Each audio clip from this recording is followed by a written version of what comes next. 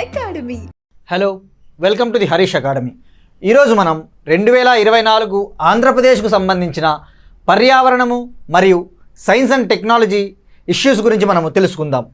ఈ యొక్క ఆంధ్రప్రదేశ్కి సంబంధించి పర్యావరణము మరియు సైన్స్ అండ్ టెక్నాలజీ మనము ఎందుకు సెపరేట్గా ఫోకస్ చేయాల్సిన అవసరం ఉంది అంటే, మీరు గతంలో అడిగిన Andhra Pradesh public service commission 2023 group 1 paper మీరు చూస్తే ఒక క్వశ్చను డైరెక్ట్గా ఆంధ్రప్రదేశ్లో ఉన్న ఒక ముఖ్యమైన పక్షి ప్రాంతం మీద, ఆ పక్షి ప్రాంతంలో ఏ పక్షి చనిపోయింది అని చెప్పేసి ఒక క్వశ్చన్ అడగడం జరిగింది.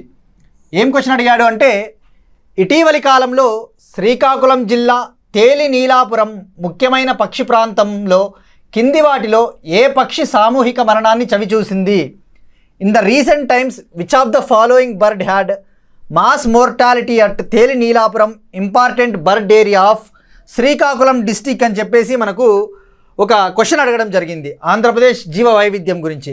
దీనికి సమాధానం వచ్చేసి పెలకెనస్ ఫిలిప్పెన్సిస్. పెలకెనస్ ఫిలిప్పెన్సిస్ అనే ఒక పక్షి ఒక నెమటోడ్ ఇన్ఫెస్టేషన్ వల్ల సామూహిక మరణాన్ని చవిచూసింది. మరి ఈ పెలకెనస్ ఫిలిప్పెన్సిస్ అనే పక్షి ఇది సైంటిఫిక్ నేమ్ అన్నమాట. దీని యొక్క ఒరిజినల్ నేమ్, దీని సాధారణ నేమ్ ఏంటో మనం నెక్స్ట్ టాపిక్లలో మెల్లగా తెలుసుకుందాం. మరి సో ఇటువంటి ప్రశ్నలు అడుగుతున్న సందర్భంగా మనము ఏపీ పైన మనము కొద్దిగా ఫోకస్ చేయాల్సిన అవసరం ఉంది, ఎస్పెషల్లీ ఏపీ రిలేటెడ్ ఎగ్జామ్స్ వాళ్ళకు. సో ఇందులో భాగంగా ఫస్ట్ ఏపీ ఎస్ఎన్టీలో టాపిక్లో భాగంగా ఫస్ట్ టాపిక్ వచ్చేసి అమరావతి డ్రోన్ సమ్మిట్. మరి అమరావతి డ్రోన్ సమ్మిట్ అక్టోబర్ 22, 23, 2024 సంవత్సరంలో మంగళగిరిలో ఆంధ్రప్రదేశ్ ప్రభుత్వం నిర్వహించింది. మరి ఈ యొక్క డ్రోన్ సమ్మిట్ యొక్క ముఖ్య ఉద్దేశం ఏంటంటే, ఆంధ్రప్రదేశ్ను డ్రోన్ హబ్గా తీర్చిదిద్దాలి. దేశంలోనే ఆంధ్రప్రదేశ్ను డ్రోన్ హబ్గా తీర్చిదిద్దాలి. మరి ఈ యొక్క డ్రోన్ సమ్మిట్ను ఎవరు నిర్వహించారు అంటే, ఆంధ్రప్రదేశ్ డ్రోన్ కార్పొరేషన్ మరియు ministry of civil aviation, ministry of పౌర విమానయాన శాఖ మంత్రి మరియు డ్రోన్ ఫెడరేషన్ ఆఫ్ ఇండియా, ఈ ముగ్గురి భాగస్వామ్యంతో ఆంధ్రప్రదేశ్ ప్రభుత్వము డ్రోన్ సమ్మిట్ను మంగళగిరిలో నిర్వహించడం జరిగింది. మరి ఈ యొక్క డ్రోన్ సమ్మిట్ యొక్క ముఖ్య మోటో ఏంటి అంటే, advancing the future of flight. మరి అలానే ఆంధ్రప్రదేశ్ ప్రభుత్వము ఆంధ్రప్రదేశ్ను డ్రోన్ హబ్గా తీర్చిదిద్దే కార్యక్రమాల్లో భాగంగా విజయవాడలో ఉన్న పున్నమి ఘాట్లో డ్రోన్ షోను నిర్వహించడం జరిగింది. మరి ఈ డ్రోన్ సమ్మిట్లో భాగంగా ఒక పాలసీని కూడా, డ్రోన్కి సంబంధించిన ఒక పాలసీని కూడా ఆంధ్రప్రదేశ్ ప్రభుత్వం తీసుకురావడం జరిగింది. అదే ఆంధ్రప్రదేశ్ డ్రోన్ పాలసీ 4.0 అని చెప్తారు. దీని యొక్క డ్యూరేషన్ వచ్చేసి 2024 నుంచి 2029. మరి ఈ డ్రోన్ పాలసీ యొక్క ముఖ్య ఉద్దేశాలు, ఆబ్జెక్టివ్స్ ఏంటంటే 6 ఆబ్జెక్టివ్స్ ఉన్నాయి, 6 లక్ష్యాలు. 1, డ్రోన్ రంగంలో నూతనాత్మక ఆవిష్కరణలను తీసుకురావడం. 2, డ్రోన్లకు సంబంధించిన స్టార్టప్లను చైతన్యపరచడం.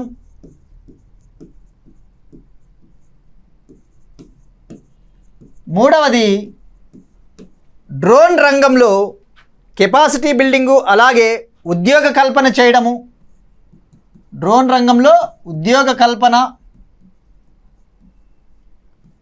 మరియు ఒక నియంత్రణ చట్టాన్ని, ఒక రెగ్యులేటరీ ఫ్రేమ్వర్క్ని మనము ఏర్పాటు చేయడం, పటిష్టమైన నియంత్రణ ఫ్రేమ్వర్క్ను.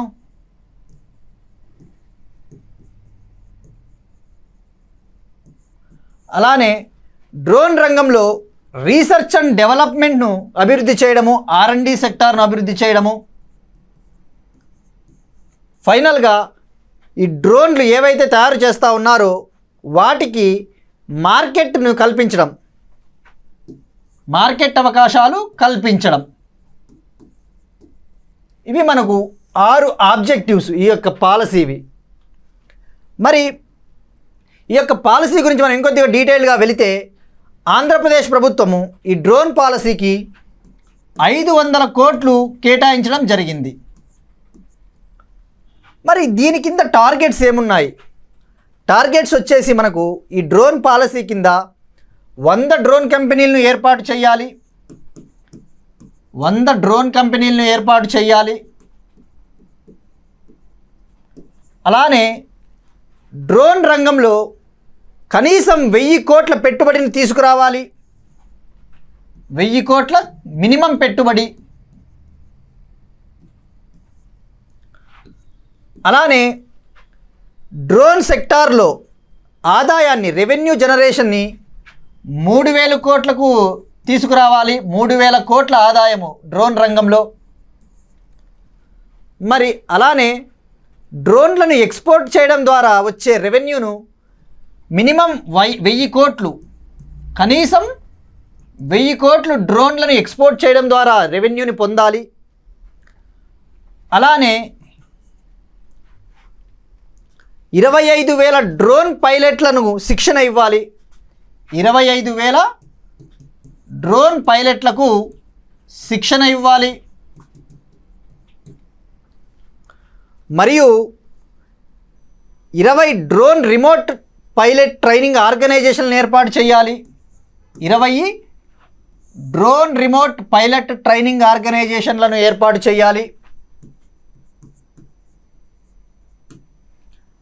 అలానే 50 డ్రోన్ స్కిల్లింగ్ సెంటర్లను, సెంటర్ ఆఫ్ ఎక్సలెన్స్. ఎన్ని సెంటర్లు? 50 డ్రోన్ స్కిల్లింగ్ సెంటర్లను ఏర్పాటు చేయాలి. వీటినే సెంటర్స్ ఆఫ్ ఎక్సలెన్స్ అని కూడా పిలుస్తారు. రాష్ట్రంలో ఉన్న యూనివర్సిటీలు, ఐఐటీల్లో ఈ యొక్క సెంటర్స్ ఆఫ్ ఎక్సలెన్స్ను 50 ఏర్పాటు చేయాలి. అలానే ఇక ఉద్యోగాల విషయానికి వస్తే 40,000 ఉద్యోగ కల్పన చేయాలి. 40,000 ఉద్యోగాలు.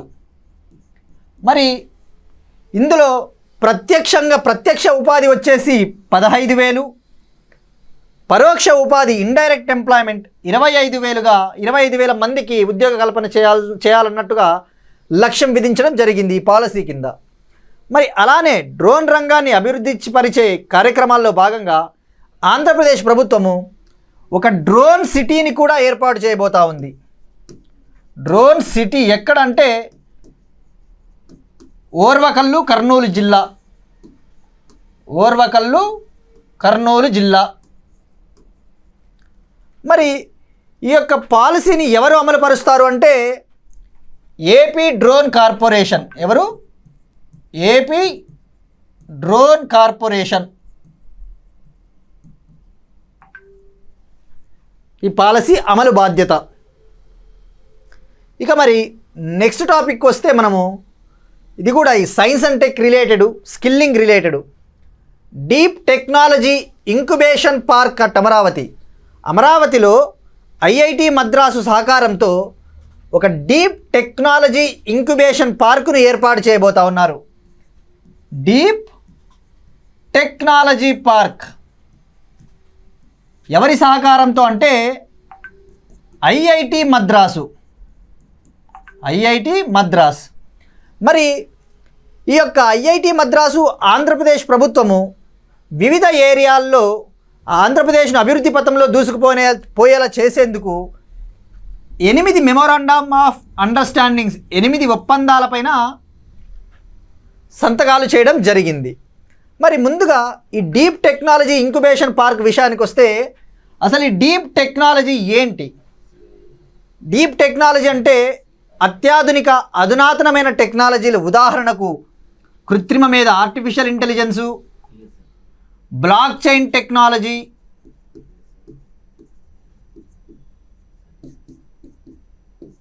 ఇంటర్నెట్ ఆఫ్ థింగ్స్, క్వాంటమ్ కంప్యూటింగు, ఇలాంటివన్నీ కూడా మనకు డీప్ టెక్నాలజీస్గా మనము అభివర్ణిస్తాం. మరి మనకు ఏపీపీఎస్సి గ్రూప్ 2 సిలబస్లో చూస్తే ఫస్ట్ చాప్టర్లోనే ఒక టాపిక్ కూడా ఉంది, ఎమర్జింగ్ టెక్నాలజీస్ అని. సో ఇవన్నీ కూడా మనకు ఎమర్జింగ్ టెక్నాలజీస్ కిందకు వస్తాయి. మరి అలానే ఇంకా ఐఐటి మద్రాస్ ఆంధ్రప్రదేశ్ ప్రభుత్వంతో ఇంకొక ఎంఓయు ఏ విషయం పైన కుదుర్చుకుంది అంటే ఆంధ్రప్రదేశ్లో యువతకు స్కిల్లింగ్ను నైపుణ్య శిక్షణను పెంపొందించేందుకు కూడా ఒక ఎంఓయూను కుదుర్చుకోవడం జరిగింది. దీనిలో భాగంగా ఐఐటి మద్రాసు కొన్ని కోర్సులను అందించబోతా ఉంది కొన్ని పథకాల కింద. ఉదాహరణకు స్వయం ప్లస్ అనేసి, స్వయం ప్లస్, విద్యాశక్తి అనేటువంటివి స్కీమ్స్ కింద మనకు నైపుణ్య శిక్షణ అందించబోతా ఉంది. మరి స్వయం ప్లస్ అనేది ఏంటి? ఇది ఒక ఓపెన్ సోర్స్ సాఫ్ట్వేర్ అన్నమాట. దీనిలో మనకు ఉచితంగా ఎన్నో కోర్సులు మనకు ఉదాహరణకు ఎటువంటి సాఫ్ట్వేర్స్ కమ్యూనికేషన్స్ కోర్సులైనా మనకు అందుబాటులో వస్తాయి. విద్యాశక్తి ఏంటంటే ఈ పథకం కింద టీచర్లకు స్కిల్ ట్రైనింగ్ ఇవ్వాలి. దానివల్ల వాళ్ళు విద్యార్థులకు సరైన పద్ధతిలో విద్యాబోధన చేయడం జరుగుతుంది. మరి నెక్స్ట్ వచ్చేసి అలానే ఐఐటి మద్రాసు ఆంధ్రప్రదేశ్ను ఏవియేషన్ హబ్గా తీర్చిదిద్దడానికి ఒక ఎంఓయు కుదుర్చుకోవడం జరిగింది. ఆ ఏవియేషన్ హబ్లో భాగంగా ఆంధ్రప్రదేశ్ నుంచి కుప్పం, పుట్టపర్తి ఇవి రెండింటిని రాష్ట్రంలో రెండు ఏవియేషన్ అండ్ లాజిస్టిక్స్ హబ్స్గా ఐఐటి మద్రాసు సహకారంతో తీర్చిదిద్దబోతా ఉన్నాము. మరి అలానే ఇంకొక ఎంఓయు ఐఐటి మద్రాస్ ఇంకొక ఎంఓయు ఏం కుదుర్చుకుంది అంటే ఆంధ్రప్రదేశ్ ప్రభుత్వంతో మ్యారీటైమ్ రీసెర్చ్ అంటే మెరైన్ ఫిష్ ప్రొడక్షన్ని పెంపొందించడానికి ఇంక్రీజ్ చేయడానికి మెరైన్ రీసెర్చ్ పైన కూడా మనకు మెరైన్ రీసెర్చ్కి సంబంధించిన టెక్నాలజీస్ను అభివృద్ధి చేయడానికి ఒక ఎంఓయు కుదుర్చుకోవడం జరిగింది. అడగవచ్చు ఈ మెరైన్ రీసెర్చ్ కోసము ఏ ఆర్గనైజేషన్తో ఏపీ ప్రభుత్వం ఒప్పందం కుదుర్చుకుందనేసి డైరెక్ట్గా అడగడానికి ఆస్కారం ఉంది. మరి అలానే ఈ యొక్క ఐఐటి మద్రాసు సహకారంతో ఆంధ్రప్రదేశ్ ప్రభుత్వము విశాఖపట్నంను అంతర్జాతీయ ఇంటర్నెట్ గేట్వేగా తీర్చిదిద్దబోతా ఉంది. అంటే ఇంటర్నేషనల్ ఇంటర్నెట్ గేట్వే. మరి దీనివల్ల ఏంటి అంటే ముఖ్య ఉద్దేశము విశాఖపట్నంను ఒక ఇంటర్నేషనల్ డేటా కనెక్టివిటీ సెంటర్గా తీర్చిదిద్దడమే. దీనిలో భాగంగా డేటా పార్కులు అటువంటివి ఏర్పాటు చేయబోతా ఉన్నారు. So Vizag as an international internet gateway. మరి అలానే అమరావతిలో ఒక స్మార్ట్ టెక్నాలజీ ఎనేబుల్డ్ స్పోర్ట్ సిటీని కూడా ఏర్పాటు చేయబోతా ఉన్నారు ఈ ఐఐటి మద్రాసు సహకారంతో. స్మార్ట్ టెక్ ఆధారిత స్పోర్ట్ సిటీ అమరావతిలో. మరి అలానే ఆంధ్రప్రదేశ్ ప్రభుత్వము తన యొక్క ప్రభుత్వ పథకాలను ప్రభుత్వ సేవలను అందించడానికి ఉపయోగించే ఒక technological system real time governance system RTGS అని మనకు ఒకటి ఉంది. ఈ ఆర్టీజీఎస్ను కూడా ఇంకా అత్యాధునికంగా అభివృద్ధి చేయడానికి మనకు ఐఐటి మద్రాసు మనకు సహకారం అందించబోతా ఉంది. ఇది ఐఐటి మద్రాసు మరియు ఏపీకి సంబంధించినవి.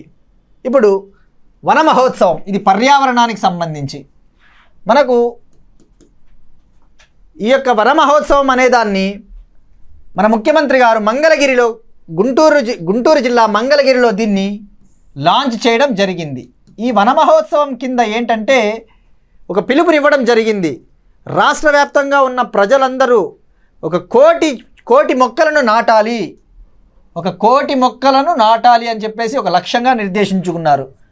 మరి ఈ యొక్క వన మహోత్సవం యొక్క ముఖ్య ఉద్దేశం ఏమని పిలుపునిచ్చారు అంటే ఆంధ్రప్రదేశ్ రాష్ట్రంలో గ్రీన్ కవర్ని, హరిత విస్తీర్ణాన్ని 50% పెంపొందించాలి, 50% పెంచాలని చెప్పేసి ఒక లక్ష్యాన్ని అయితే నిర్దేశించుకోవడం జరిగింది. మరి మనకు ఇటీవల విడుదల చేసిన జాతీయ అటవీ నివేదిక 2023 Indian state of forest report 2023 ప్రకారము ఆంధ్రప్రదేశ్లో అటవీ మరియు వృక్షాల విస్తీర్ణం అనగా total forest and tree cover, total green cover ఎంత ఉంది అంటే 21.74% మాత్రమే ఉంది. 21.74%. మరి ఈ యొక్క 2021 నివేదికతో ఆంధ్రప్రదేశ్ రాష్ట్రం యొక్క గ్రీన్ కవర్ అనగా ఫారెస్ట్ అండ్ ట్రీ కవరు తగ్గింది. ఐఎస్ఎఫ్ఆర్ 2020 నివేదికతో పోల్చుకుంటే మనకు తగ్గింది. ఎంత మేరకు తగ్గింది అంటే మరి ఇప్పుడు ఈ ఫారెస్ట్ అండ్ ట్రీ కవర్ 2021లో ఆంధ్రప్రదేశ్లో ఎంత ఉంది అంటే 2021 నివేదిక ప్రకారం 35,470 చదరపు కిలోమీటర్లు. మరి అదే 2023లో ఎంత ఉంది అంటే 35,424 చదరపు కిలోమీటర్లు ఉంది.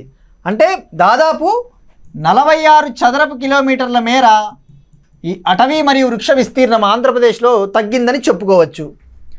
మరి కేవలం ఇప్పుడు అటవీ విస్తీర్ణం ఫారెస్ట్ కవర్ విషయంకి వస్తే ఆంధ్రప్రదేశ్లో 2021 నివేదికతో పోల్చుకుంటే 2023 నాటికి తగ్గింది. ఎంత మేర తగ్గింది అంటే 138 స్క్వేర్ కిలోమీటర్ల కేవలం అటవీ విస్తీర్ణం తగ్గింది. అదే అటవీ మరియు వృక్ష విస్తీర్ణం అయితే 46 స్క్వేర్ కిలోమీటర్ల మేర తగ్గింది. మరి ఇంకొకటి ఏంటంటే ఈ యొక్క ఐఎస్ఎఫ్ఆర్ 2023 నివేదిక ప్రకారము ఆంధ్రప్రదేశ్ అటవీ విస్తీర్ణం తగ్గుతున్న రాష్ట్రాలలో రెండవ అతిపెద్ద రాష్ట్రం. మొదట మధ్యప్రదేశ్లో అత్యధికంగా అటవీ విస్తీర్ణం తగ్గిపోయింది. రెండవది వచ్చేసి అటవీ విస్తీర్ణం తగ్గిపోతున్న రాష్ట్రాలలో మనకు ఆంధ్రప్రదేశ్ రెండవ స్థానంలో ఉంది. సో అది కీప్ రిమెంబర్. సో ఇది వన మహోత్సవం యొక్క మనకు విధంగా చెప్పాలంటే మనము జాతీయ అటవీ విధానం 1958 నేషనల్ ఫారెస్ట్ పాలసీ 1988 లక్ష్యం ఏమని చెప్తుంది, కనీసం రాష్ట్ర భూభాగాల్లో 1/3 వంతు ఈ అటవీ లేదా వృక్ష విస్తీర్ణం ఉండాలి అని చెప్తా ఉంది. సో మనకు ఈ యొక్క ఆంధ్రప్రదేశ్ రాష్ట్రము ఈ లక్ష్యానికి చాలా దూరంగా ఉందని మనం చెప్పుకోవచ్చు. నెక్స్ట్ బయోడైవర్సిటీకి సంబంధించి ఆంధ్రప్రదేశ్ బయోడైవర్సిటీ ప్యాంగోలిన్ని తెలుగులో అలుగు అని కూడా పిలుస్తారు, అలుగు. మరి ఈ ప్యాంగోలిన్ అంటే ఈ ప్యాంగోలిన్ వచ్చేసి ఎలా ఉంటుందంటే ఇలా ఉంటుంది. ఇది ఇలా ఏదన్నా దీనికి ఒక ముప్పు వాటిల్తుంది అని గ్రహించినప్పుడు ఒక రౌండ్ బాల్ మాదిరి చుట్టుకుంటుంది. వీటిపైన స్కేల్స్ అంటారు. ఈ స్కేల్స్ వచ్చేసి ఇవి ముళ్ళ మాదిరి ఉంటాయి స్కేల్స్. ఈ ముళ్ళు మాదిరి ఉన్న ఈ స్కేల్స్ కెరాటిన్ అనే పదార్థంతో నిర్మించబడి ఉంటాయి, కెరాటిన్. మరి ఈ ప్యాంగోలిన్ నిజం చెప్పాలంటే ప్రపంచంలో అత్యంత ఎక్కువగా స్మగ్లింగ్కు గురవుతూ ఉన్న మ్యామల్ అంటే ఒక క్షీరదం. ప్రపంచంలో అత్యధికంగా స్మగ్లింగ్కు గురవుతూ ఉన్న క్షీరదం మ్యామల్. మరి ఎందుకు అత్యంత స్మగ్లింగ్ గురవుతూ ఉంది అంటే చైనాలో ఈ యొక్క స్కేల్స్కి అత్యధిక డిమాండ్ ఉంది. వాటి యొక్క ఏదో మెడిసినల్ ప్రాపర్టీస్ మెడిసిన్స్లో వాడతారని చెప్పేసి. సో మరి అలాంటి ప్యాంగోలిన్ ఆంధ్రప్రదేశ్లో కూడా కొన్ని చోట్ల మనకు కనబడుతుంది. ఉదాహరణకు నాగార్జున సాగర్, శ్రీశైలం టైగర్ రిజర్వ్ ఏరియాలో, అలానే మనకు పాపికొండలు నేషనల్ పార్కు, మనకి కర్నూలు, కడప ఇటువంటి ప్రాంతాల్లో మనకు ఈ ప్యాంగోలిన్ అనేది ఎక్కువగా స్మగ్లింగ్కి గురవుతూ ఉంది, అక్కడ కనబడతా ఉంది.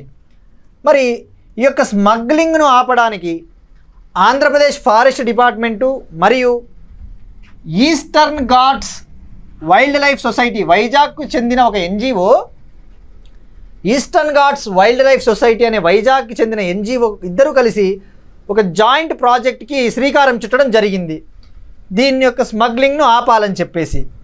మరి ప్యాంగోలిన్ వచ్చేసి ఈ ప్యాంగోలిన్లో ఎన్ని జాతులు ఉంటాయంటే 8 జాతులు ఉన్నాయి, 8 స్పీషీస్. ఈ 8లో 4 ఆఫ్రికాలో కనబడతాయి, 4 ఏసియాలో కనబడతాయి. ఈ ఏసియాలో కనబడే వాటిలో ఒకటి భారతదేశపు ప్యాంగోలిన్, ఇండియన్ ప్యాంగోలిన్ అంటారు. దీని IUCN స్టేటస్ వచ్చేసి ఎండేంజర్డ్, ప్రమాదంలో ఉంది. మరి అదే చైనీస్ ప్యాంగోలిన్ అయితే దీని IUCN స్టేటస్ క్రిటికల్లీ ఎండేంజర్డ్ అని చెప్పవచ్చు. క్రిటికల్లీ ఎండేంజర్డ్, అంటే తీవ్రంగా ప్రమాదంలో ఉంది అని చెప్పవచ్చు. గుర్తుపెట్టుకోండి, ఎగ్జామ్లో వాడు స్పెసిఫిక్గా అడుగుతాడు పాంగోలిన్ యొక్క ఐయుసిఎన్ స్టేటస్ అని కాకుండా భారతదేశపు పాంగోలిన్ ఐయుసిఎన్ స్టేటస్ ఏంటి, లేకపోతే చైనీస్ పాంగోలిన్ యొక్క ఐయుసిఎన్ స్టేటస్ ఏంటని స్పెసిఫిక్గా అడిగినప్పుడు మనకు గుర్తుండాలి. చైనీస్ పాంగోలిన్ అయితే క్రిటికల్లీ ఎండేంజర్డ్, భారతదేశపు పాంగోలిన్ అయితే ఎండేంజర్డ్. ఇది ఈ యొక్క పాంగోలిన్ వచ్చేసి చీమలను, ఇన్సెక్ట్స్ను తిని బతుకుతుంది.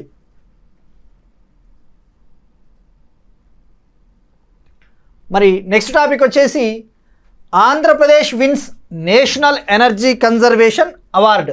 ఆంధ్రప్రదేశ్కు దక్కిన జాతీయ ఇంధన పరిరక్షణ అవార్డు.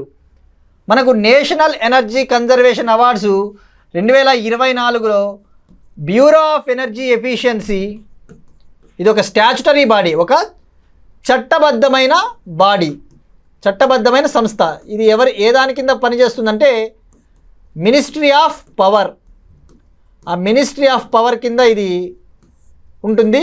మరి ఇది మనకు నేషనల్ ఎనర్జీ కన్జర్వేషన్ అవార్డ్స్ ఇవ్వడం జరిగింది. ఈ యొక్క అవార్డ్స్ ఇవ్వడానికి బ్యూరో ఆఫ్ ఎనర్జీ ఎఫిషియన్సీ ఏం చేస్తుందంటే రాష్ట్రాలను 4 రకాలుగా విభజిస్తుంది. 4 కేటగిరీస్ అన్నమాట. అంటే ఈ 4 కేటగిరీలను ఏ విధంగా డివైడ్ చేస్తుందంటే ఆ రాష్ట్రాల యొక్క పవర్ కన్జంప్షన్ ఏ విధంగా, వాటి యొక్క శక్తి వినియోగ లెవెల్స్ని బట్టి 4 రకాలుగా డివైడ్ చేస్తుంది. ఇందులో ఆంధ్రప్రదేశ్ను వచ్చేసి గ్రూప్ 2 కేటగిరీలో చేర్చడం జరిగింది, అంటే 2వ కేటగిరీ. మరి ఈ 2వ కేటగిరీలో భాగంగా ఆంధ్రప్రదేశ్కు ఫస్ట్ ప్రైజ్ దక్కింది. మరి నేషనల్ ఎనర్జీ కన్జర్వేషన్ డేని ఎప్పుడు జరుపుకుంటారంటే ఎవ్రీ ఇయర్ 14th డిసెంబర్. మరి ఇయర్ థీమ్ వచ్చేసి pouring sustainability every what counts. Pouring sustainability every what counts. ఆంధ్రప్రదేశ్కు ఫస్ట్ ప్రైజ్ వచ్చింది గ్రూప్ 2 కేటగిరీలో. నెక్స్ట్ టాపిక్ వచ్చేసి జీవ వైవిధ్యం సంబంధించి కుంకి ఎలిఫెంట్స్. ఏంటివి? కుంకి ఏనుగులు. ఈ కుంకి ఏనుగులు ఏంటంటే శిక్షణ పొందిన ఆసియా ఏనుగులని చెప్పవచ్చు. వీటి యొక్క ఉపయోగం ఏంటంటే మనకు మానవులు మరియు జీవుల మధ్య హ్యూమన్ వైల్డ్ లైఫ్ కాన్ఫ్లిక్ట్స్ జరుగుతూ ఉన్నాయి. ఉదాహరణకు మీరు కుప్పం ఆ పరిసర ప్రాంతాల్లో చూస్తే నిత్యం అడవి ఏనుగులు పంటలను నష్టపరుస్తూ ఉంటాయి, ఎంతోమంది మనుషులు చనిపోతూ ఉంటారు. అలానే ఆ ఏనుగులు కూడా గాయపడుతూ ఉంటాయి, ఎలక్ట్రిక్ షాకులు అటువంటివి తగిలి. అటువంటి గాయపడిన ఏనుగులను రక్షించడానికి, అలానే ఈ పంట నష్టాన్ని నివారించడానికి ఈ కుంకి ఏనుగులు, శిక్షణ పొందిన కుంకి ఏనుగులను ఆంధ్రప్రదేశ్ ప్రభుత్వము కర్ణాటకతో ఒక MOU కుదుర్చుకుందనమాట. కర్ణాటక నుంచి ఈ కుంకి ఏనుగుల దిగుమతి. ఏ స్టేట్ నుంచి? కర్ణాటక. మరి ఈ యొక్క ఇప్పుడు ఆసియన్ ఎలిఫెంట్, ఇది కుంకి ఏనుగులు శిక్షణ పొందిన ఈ ఆసియా ఏనుగులే కాబట్టి మనకు ఆసియన్ ఎలిఫెంట్ ఐయుసిఎన్ స్టేటస్ ఏంటి అంటే ఎండేంజర్డ్. ఆసియన్ ఏనుగు ఎండేంజర్డ్ అంటే ప్రమాదంలో ఉంది అని చెప్పవచ్చు. మరి మనకు ఇప్పుడు ఓవరాల్గా ఎలిఫెంట్ విషయానికి వస్తే ప్రపంచంలో 3 స్పీషీస్ ఆఫ్ ఎలిఫెంట్స్ ఉన్నాయి, 3 ఏనుగుల జాతులు. అందులో 2 ఆఫ్రికాలో, 2 ఎలిఫెంట్ స్పీషీస్ 2 ఆఫ్రికాలో ఉన్నాయి, 1 ఆసియాలో ఉంది. 2 ఆఫ్రికాలో ఉన్నాయి,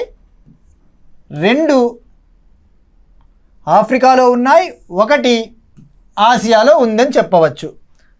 మరి భారతదేశం వచ్చేసి ఈ యొక్క ఏనుగుల జనాభా ఎంత ఉంది భారతదేశంలో అంటే దాదాపు ప్రపంచవ్యాప్తంగా ఉన్న ఏనుగుల జనాభాలో 60% ఆఫ్ ఏనుగుల జనాభా భారతదేశంలో ఉందని చెప్పవచ్చు. మరి 2017 ఎలిఫెంట్ సెన్సస్ ప్రకారము భారతదేశంలో ఎన్ని ఎలిఫెంట్లు ఉన్నాయంటే 964 ఏనుగులు 2017 ఎలిఫెంట్ సెన్సస్ ప్రకారం ఉన్నాయి. 29,964. Next topic venomous jellyfish. Visakha తీరాన విషపూరిత జెల్లీ ఫిష్ అనమాట. ఈ యొక్క జెల్లీ ఫిష్ ఏంటంటే ఇది ఫిష్ కాదు, ఫిష్ స్పీసీస్ కాదు, ఇది ఒక రకమైన జీవి. అయితే దీని యొక్క సైంటిఫిక్ నేమ్ ఏంటంటే పెలాజియా నాక్టిలుకా అంటారు. పెలాజియా నాక్టిలుకా. మరి ఇదేంటంటే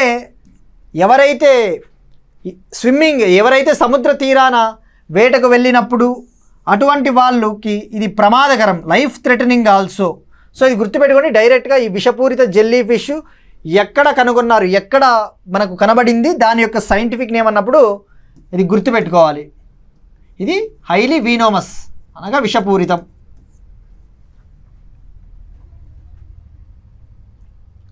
నెక్స్ట్ అదే ఇందాక మనం చెప్పుకున్నాం తేలి నీలాపురం ముఖ్యమైన పక్షి ప్రాంతం. మరి ఈ తేలి నీలాపురం ముఖ్యమైన పక్షి ప్రాంతం వచ్చేసి శ్రీకాకుళం జిల్లాలో ఉన్న ఒక ముఖ్యమైన పక్షి ప్రాంతం. మరి ఈ యొక్క తేలి నీలాపురం పక్షి ప్రాంతంలో మనకు ఎన్నో మైగ్రేటరీ బర్డ్స్, వలస పక్షులు కూడా మనకు కనబడతాయి. ఉదాహరణకు స్పాట్ బిల్డ్ పెలికాన్,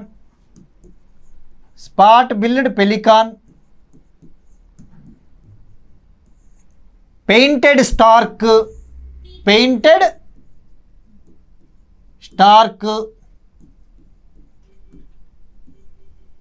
ఇటువంటి వలస పక్షులు మనకు ఇక్కడ కనబడతాయి. అయితే ఇక్కడ 2022లో చాలా భారీ సంఖ్యలో ఈ స్పాట్ బిల్డ్ పెలికాన్స్ అనే వలస పక్షి చనిపోవడం జరిగింది ఈ తేలి నీలాపురం ముఖ్యమైన పక్షి ప్రాంతంలో. మరి మనం చెప్పుకున్నాం టాపిక్ స్టార్టింగ్లోనే ఇనీషియల్గా గ్రూప్ 1 ఏపీ గ్రూప్ 1లో క్వశ్చన్ అడిగాడని చెప్పేసి ఆ యొక్క చనిపోయిన పక్షి యొక్క సైంటిఫిక్ నేమ్ మనకు ఇచ్చాడు. దాని సాధారణ పేరు వచ్చేసి స్పాట్ బిల్డ్ పెలికాన్. మరి ఇదే శ్రీకాకుళంలో ఒక వెట్లాండ్ కూడా ఉంది, ఒక చిత్తడి నేల. అదేంటంటే నౌపద చిత్తడి నేలలు. వాడు ఆప్షన్స్లో ఇవ్వచ్చు. ఈ నౌపది చిత్తడి నేల అనేది మనకు ఏ జిల్లాలో ఉంది అన్నప్పుడు గుర్తుపెట్టుకోవాలి, మనకి ఇది శ్రీకాకుళం. తేలి నీలాపురం అన్న శ్రీకాకుళం. నెక్స్ట్ టాపిక్ వచ్చేసి audio question papers for visually impaired students.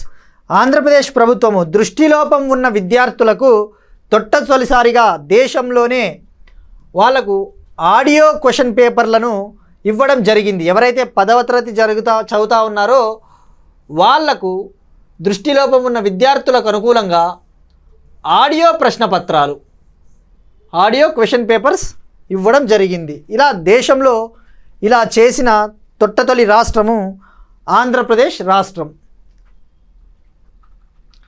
Next వచ్చేసి అవికా అప్లికేషన్. ఇది ఒక టెక్నాలజీ యాప్. ఇది వచ్చేసి కృత్రిమ మేధస్సు ఆధారిత అప్లికేషను. మరి ఈ యొక్క కృత్రిమ మేధస్సు ఆధారిత అప్లికేషను ఆంధ్రప్రదేశ్ ప్రభుత్వం అభివృద్ధి చేయడం జరిగింది. ఎందుకంటే ఎవరైతే ఎగ్జామ్స్ స్ట్రెస్ వల్ల, ఉదాహరణకు విద్యార్థులు ఎగ్జామ్స్ స్ట్రెస్ వల్ల మానసిక సమస్యలకు లోనవుతూ ఉంటారు. అలానే ఎందరో మానసిక సమస్యలతో బాధపడుతున్న వారికి వారి యొక్క ఆరోగ్యాన్ని ఎప్పటికప్పుడు పర్యవేక్షించి సలహాలు ఇవ్వడానికి ఆంధ్రప్రదేశ్ ప్రభుత్వము ఈ అవికా అప్లికేషన్ అనేసి అభివృద్ధి చేయడం జరిగింది. నెక్స్ట్ టాపిక్ వచ్చేసి drone services to monitor sanitation work in Andhra Pradesh ప్రభుత్వము స్వచ్ఛతా హై సేవ అనే క్యాంపెయిన్ కింద డ్రోన్ సేవలను పరిశుభ్రత కార్యక్రమాల్లో వినియోగించుకోనుంది. స్వచ్ఛత హై సేవ కార్యక్రమం కింద మరి ఈ యొక్క డ్రోన్ సేవలను ఉపయోగించుకొని ఏ విధంగా నగరాల్లో పరిశుభ్రత కార్యక్రమాలు అమలవుతూ ఉన్నాయో డేటాను కలెక్ట్ చేసి ఆ డ్రోన్లు దాన్ని స్వచ్ఛతా హై సేవ పోర్టల్లోకి డేటాని ఇంటిగ్రేట్ చేయడం ద్వారా ఏ విధంగా పరిశుభ్రత కార్యక్రమాలు అమలవుతూ ఉన్నాయి, ఆ పరిశుభ్రత కార్యక్రమాలను మనం మెరుగుపరచడానికి ఎటువంటి చర్యలు తీసుకోవచ్చో మనకు ఈ సేవలు అనేవి చాలా ఉపయోగపడతాయి. అయితే దీన్ని పైలట్ ప్రాజెక్ట్గా ఆంధ్రప్రదేశ్ ప్రభుత్వము తీసుకొని వచ్చింది. ఎక్కడ అంటే తిరుపతి, పైలట్ ప్రాజెక్టుగా తిరుపతి, విజయవాడ, విశాఖపట్నం, రాజమండ్రి, గుంటూరు, నెల్లూరు ఈ 6 ప్రాంతాలలో పైలట్ ప్రాజెక్టుగా తీసుకురావడం జరిగింది. సో ఈ యొక్క పేర్లు గుర్తుంచుకోవాలి, వాడు కన్ఫ్యూజన్ చేస్తాడు. ఆరు పేర్లు ఇచ్చినప్పుడు తిరుపతి ప్లేస్లో వేరేది ఇవ్వచ్చు, అనంతపురం అని అలాగా. సో మీరు పైలట్ ప్రాజెక్టుగా ఎక్కడ అమలు చేశారో ఈ యొక్క 6 ప్రాంతాల పేర్లు కూడా తప్పకుండా గుర్తుంచుకోవాలి. మరి ఈ యొక్క డ్రోన్ సేవలను ఎవరి సహకారంతో వినియోగించుకుపోతా ఉన్నారు అంటే ఆంధ్రప్రదేశ్ డ్రోన్స్ కార్పొరేషన్. నెక్స్ట్ వచ్చేసి అగైన్ ఇది ఒక టెక్నాలజీ రిలేటెడ్ గజ ప్రజా అప్లికేషన్. ఏంటి గజ ప్రజా, అగైన్ ఇది సేమ్ హ్యూమన్ వైల్డ్ లైఫ్ కాన్ఫ్లిక్ట్స్ని నివారించడానికి, మానవులు మరియు జంతువుల మధ్య జరుగుతూ ఉన్న ఘర్షణలను నివారించడానికి ఇదొక అప్లికేషను. ఈ గజ ప్రజా అప్లికేషన్ ఏం చేస్తుందంటే ఎప్పటికప్పుడు సమాచారం అందిస్తుంది, అలర్ట్స్, వార్నింగ్స్ ఇస్తుంది. ఏ డైరెక్షన్లో ఈ ఏనుగుల గుంపు, అడవి ఏనుగుల గుంపు మూవ్ అవుతూ ఉందో మనకు అలర్ట్స్ ఇస్తుంది. దీన్ని అభివృద్ధి చేసిన వాళ్ళు ఆంధ్రప్రదేశ్ ఫారెస్ట్ డిపార్ట్మెంట్ వాళ్ళు ఈ అప్లికేషన్ని అభివృద్ధి చేయడం జరిగింది. నెక్స్ట్ వచ్చేసి బయోడైవర్సిటీ, ఇండియన్ గోల్డెన్ గీకో, బంగారు బల్లి. ఈ బంగారు బల్లి అంటే బంగారు రంగులో, ఎప్పటికీ బంగారు ఎల్లివేళలా బంగారు రంగులో ఉండదు, కానీ దీని యొక్క స్కిన్ టోన్ని బట్టి దీన్ని బంగారు బల్లిగా పిలుస్తారు. ఇది ఇటీవల తిరుపతిలోని శేషాచలం అడవుల్లో కనబడిందట. శేషాచలం అడవుల్లో సాధారణంగా ఇది ఈశాన్య కనుమల్లో, ఈస్టర్న్ ఘాట్స్లో మనకు కనబడుతుంది ఈ గోల్డెన్ గీకో. మరి దీని యొక్క IUCN స్టేటస్ ఏంటి అంటే గుర్తుపెట్టుకోండి, లీస్ట్ కన్సర్న్, అంటే అంతగా ఆందోళన చెందాల్సిన అవసరం లేదు, అంటే లీస్ట్ బాదర్డ్, లీస్ట్ కన్సర్న్. మరి దీని యొక్క సైంటిఫిక్ నేమ్ ఏంటి? ఈ యొక్క ఇండియన్ గోల్డెన్ గీకో ఇటీవల అడుగుతాడు క్వశ్చన్, ఇటీవల తిరుపతిలోని శేషాచలం అడవుల్లో కనుగొన్న బంగారు బల్లి ఇండియన్ గోల్డెన్ గీకో యొక్క సైంటిఫిక్ నేమ్ అడిగినప్పుడు కూడా మనము గుర్తుంచుకోవాలి. ఎందుకంటే ఇవి డైరెక్ట్గా సింపుల్ స్పీషీస్ కనుక వీటికి మనము సైంటిఫిక్ నేమ్ కూడా గుర్తుపెట్టుకోవాలి. దీని సైంటిఫిక్ నేమ్ వచ్చేసి కలోడక్టోలైడ్స్ ఆరియస్. ఏంటి? కెలోడక్టైలోడస్ డక్టైలోడ్స్ ఆరియస్ అన్నాడు. ఆరియస్, క్యాలోడక్టైలోడ్స్ ఆరియస్, ఇది బంగారు బల్లి యొక్క సైంటిఫిక్ నేమ్. నెక్స్ట్ వచ్చేసి electric mobility city.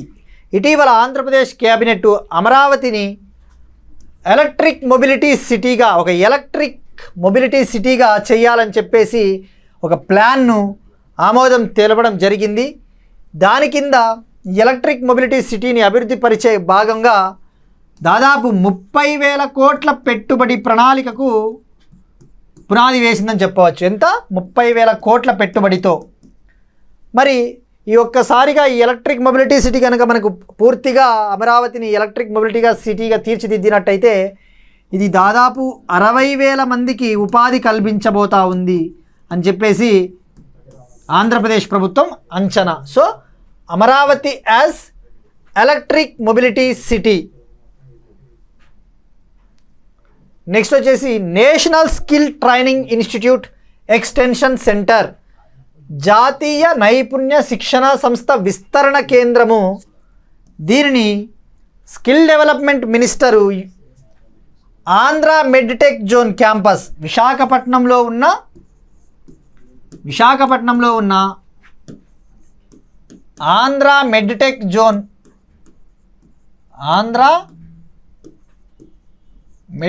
Zone campus ప్రాంతాల్లో పరిసర ప్రాంతాల్లో దీన్ని ఏర్పాటు చేయడం జరిగింది. మరి ఈ యొక్క national skill training institute objective ముఖ్య ఉద్దేశం ఏంటంటే ఆంధ్రప్రదేశ్ యువతలో ఉన్న శిక్షణ లోపాలను స్కిల్ గ్యాప్స్ను ఐడెంటిఫై చేసి వాళ్లకు శిక్షణ అందించడం. మరి నేషనల్ స్కిల్ ట్రైనింగ్ ఇన్స్టిట్యూట్ మనకు హైదరాబాద్లో ఉంది క్యాంపస్, హైదరాబాద్. అయితే దీనికి ఎక్స్టెన్షన్ సెంటర్ విస్తరణ కేంద్రాన్ని విశాఖపట్నంలో ఏర్పాటు చేయడానికి ఆమోదం తెలిపింది యూనియన్ గవర్నమెంట్. నెక్స్ట్ టాపిక్ వచ్చేసి గ్రీన్ ఎనర్జీ ఛాంపియన్ అవార్డు. ఈ గ్రీన్ ఎనర్జీ ఛాంపియన్ అవార్డు వచ్చేసి మనకు రెన్యూబుల్ ఎనర్జీ సెక్టార్లో ఇవ్వడం జరుగుతుంది. ఆంధ్రప్రదేశ్ ప్రభుత్వము 2023-24 సంబంధించి ఈ యొక్క అవార్డును గెలుచుకోవడం జరిగింది. మరి ఈ అవార్డు ఎక్కడ ఇచ్చారు అంటే కోయంబత్తూరులో జరిగిన ఇండియన్ విండ్ పవర్ అసోసియేషన్ వాళ్ళ meeting, Indian wind power association వాళ్ళ మీటింగ్ వచ్చేసి కోయంబత్తూరులో జరగగా అక్కడ ఆంధ్రప్రదేశ్ ప్రభుత్వం తరపున Andhra Pradesh solar power corporation MD Shri Kamalakar Babu గారు ఈ యొక్క అవార్డును స్వీకరించడం జరిగింది 2023-24 సంబంధించి.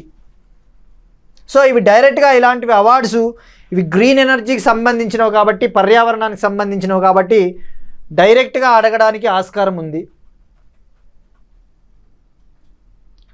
నెక్స్ట్ వచ్చేసి Gulbenkian prize for humanity. Gulbenkian prize for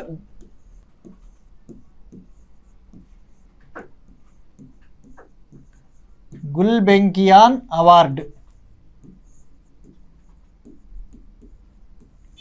ఈ గుల్బెంకియాన్ అవార్డు అనేసి ఇది ఎవరికి ఇస్తారు అంటే ఇండివిజువల్స్కి ఇస్తారు, అలానే ఆర్గనైజేషన్స్కు ఇస్తారు. ఎవరైతే పర్యావరణ పరిరక్షణకు పాటుపడతా ఉన్నారో, అలానే ఫుడ్ సెక్యూరిటీ ఆహార భద్రతకు తమ వంతు కంట్రిబ్యూషన్ చేస్తూ ఉన్నారో అటువంటి వారికి పోర్చుగల్కు చెందిన క్యాలోస్టే గుల్బెంకియాన్ ఫౌండేషన్ ఎవరు పోర్చుగల్కు చెందిన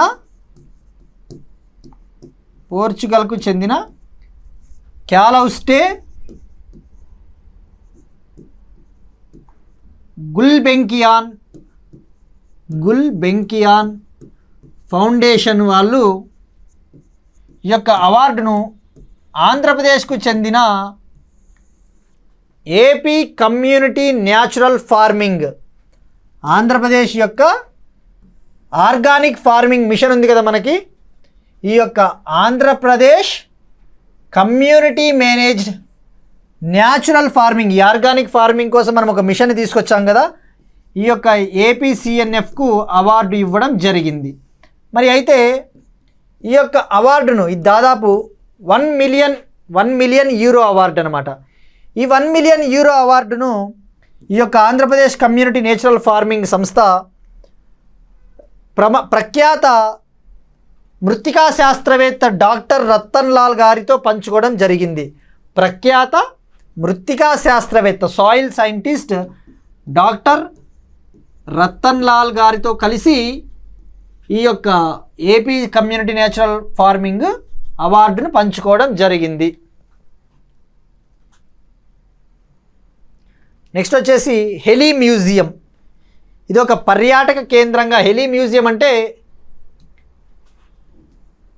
భారతదేశంలో మనకు ఒక UH-3H హెలికాప్టర్ అనేసి ఒకటి రిటైర్డ్ హెలికాప్టర్ ఉందన్నమాట. ఇది సేవల నుంచి ఇటీవలే మనకు రిటైర్డ్ అయ్యిందనమాట, నేవీ నుంచి ఇది రిటైర్డ్ అయ్యింది. ఈ UH-3H అనే హెలికాప్టర్ను, రిటైర్ అయిన హెలికాప్టర్ను పర్యాటక ప్రాంతంగా తీర్చిదిద్దేందుకు దీనిని వైజాగ్ నియర్ బై బీచ్లో దీన్ని ఏర్పాటు చేయబోతూ ఉన్నారు. మరి UH-3H హెలికాప్టర్, రిటైర్డ్ అయిన ఈ హెలికాప్టర్ను అక్కడికి తరలించి పర్యాటకుల్ని పెంచేందుకుగా వీలుగా ఈ హెలీ మ్యూజియాన్ని ఏర్పాటు చేస్తూ ఉన్నారు వైజాగ్ బీచ్ రోడ్ దగ్గర.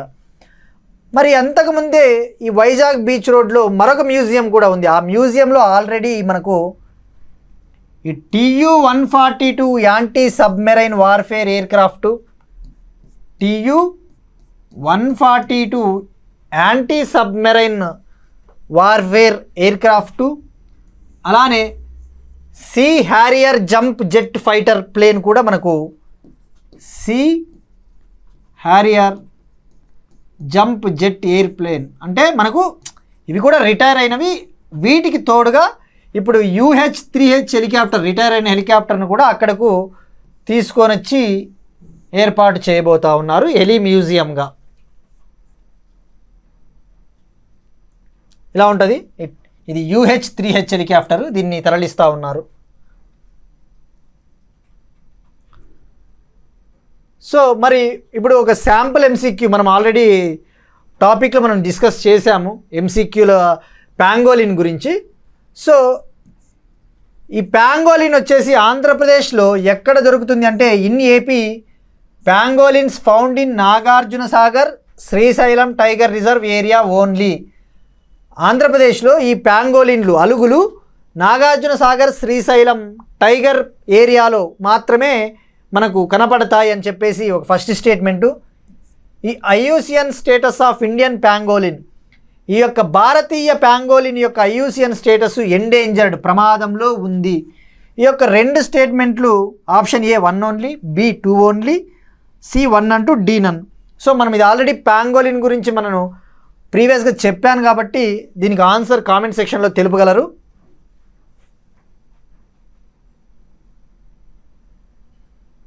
నెక్స్ట్ వచ్చేసి టైగర్ పాపులేషన్ ఇన్ ఆంధ్రప్రదేశ్. మనకు నేషనల్ టైగర్ కన్జర్వేషన్ అథారిటీ వాళ్ళు ఎవ్రీ ఇయర్ యాన్యువల్గా ఒక ఫేజ్ 4 మానిటరింగ్ రిపోర్ట్ అని చెప్పేసి విడుదల చేస్తారు. ఈ ఫేజ్ 4 మానిటరింగ్ రిపోర్ట్లో భాగంగా ఆంధ్రప్రదేశ్లో 2022-23లో 63 పులులు ఉంటే అవి 2023-24 టయానికి 87కు చేరుకున్నాయని చెప్పేసి NTCA తన వార్షిక నివేదికలో పేర్కొనడం జరిగింది. మరి మనకు టైగర్ వచ్చేసి మనకు ఇది ఎండేంజర్డ్ అనగా దీని యొక్క IUCN స్టేటస్ ప్రమాదంలో ఉంది. మరి మనకు ఒక రిపోర్ట్ NTCA ఒక రిపోర్ట్ కూడా విడుదల చేస్తుంది. ఆ రిపోర్ట్ ఏంటంటే the status of tigers, co-predators and prey in 2022, 2022 సంబంధించి the status of tigers, co-predators and prey in 2022 అనే రిపోర్ట్ని మనకు NTCA విడుదల చేయడం జరిగింది. మరి ఇప్పుడు మనకు టైగర్ గురించి వచ్చింది కాబట్టి మనకు టైగర్ రిజర్వ్స్ ఎన్ని ఉన్నాయి? మనకు టోటల్ టైగర్ రిజర్వ్స్ ఇండియాలో మనం ప్రీవియస్ క్లాసెస్లో చెప్పుకున్నాం. ఇప్పుడు భారతదేశంలో 58 టైగర్ రిజర్వులు ఉన్నాయి. ఇటీవలే మనకు మాధవ్ నేషనల్ పార్క్, మధ్యప్రదేశ్లో మాధవ్ నేషనల్ పార్క్ని, మధ్యప్రదేశ్లో ఉన్న మాధవ్ నేషనల్ పార్క్ని టైగర్ రిజర్వ్గా చేయడానికి ఆమోదం తెలిపింది NTCA. సో 58వ టైగర్ రిజర్వ్ వచ్చేసి Madhav national park in Madhya Pradesh. మరి 57వ టైగర్ రిజర్వ్ ఏది అంటే రతపాని టైగర్ రిజర్వ్. ఆల్రెడీ చెప్పుకున్నాం రతబాని టైగర్ రిజర్వ్. ఇది కూడా మధ్యప్రదేశ్లో ఉంది. ఇది మధ్యప్రదేశ్లో 8వ టైగర్ రిజర్వ్. ఇది 8వది అయితే ఇది మధ్యప్రదేశ్లో 8వది రతపాని. సో 57 వచ్చేసి రతపాని, 58th టైగర్ రిజర్వ్ వచ్చేసి మాధవ్ నేషనల్ పార్క్. ఈ మధ్యప్రదేశ్నే టైగర్ స్టేట్ ఆఫ్ ఇండియా అని కూడా పిలుస్తారు. సో నెక్స్ట్ వచ్చేసి జర్డాన్స్ కౌర్సర్. ఏంటి? ఇది కూడా బయోడైవర్సిటీ. ఇది అడగడానికి చాలా ఎక్కువ అవకాశం ఉంది. జర్డాన్ కౌర్సర్ అనేది ఎందుకంటే ఇది ఒక పక్షి అన్నమాట. ఈ యొక్క పక్షి ఏంటంటే మనకు కేవలం ఆంధ్రప్రదేశ్లో మాత్రమే కనబడుతుంది. కేవలం ఆంధ్రప్రదేశ్లో, అది కూడా Sri Lankamalleswara wildlife sanctuary, Sri Lankamalleswara wildlife sanctuary కడపలో మనకు ఈ జర్డాన్స్ కౌర్సర్ అనేది మనకు కనబడుతుంది. మరి ఈ యొక్క IUCN స్టేటస్ ఏంటంటే ఈ జర్డాన్స్ కౌర్సర్ది క్రిటికల్లీ ఎండేంజర్డ్, తీవ్రంగా ప్రమాదంలో ఉంది. ఇలా ఉంటుంది పక్షి జర్డాన్స్ కౌర్సర్. ఇది కేవలం మనకు ఆంధ్రప్రదేశ్లో ఉన్న ఈస్టర్న్ ఘాట్స్, ఈశాన్య కనుమలు, ఆంధ్రప్రదేశ్ యొక్క ఈశాన్య కనుమల్లో మాత్రమే మనకి ఇది కనబడుతుంది. దేశంలో మరెక్కడా కనబడదు. Critically endangered. అయితే ఒక ఆందోళన కలిగించే విషయం ఏంటంటే ఈ యొక్క జర్డాన్స్ కౌర్సర్ అనేది గత కొంతకాలంగా కనబడటం లేదు. మేబీ ఇది ఎక్స్టింక్ట్ అయి ఉండవచ్చు అని కూడా అనుకుంటా ఉన్నారు. సో యాజ్ ఆఫ్ నవ్ అయితే మనకి ఎక్స్టింక్ట్ అన్న స్టేటస్ మనకు IUCN స్టేటస్ రాలేదు. As of now official IUCN status of this Jerdon's courser is critically endangered, తీవ్రంగా ప్రమాదంలో ఉంది. నెక్స్ట్ వచ్చేసి AI driven governance in Andhra Pradesh. ఆంధ్రప్రదేశ్లో కృత్రిమ మేధస్సు ఆధారిత పరిపాలన.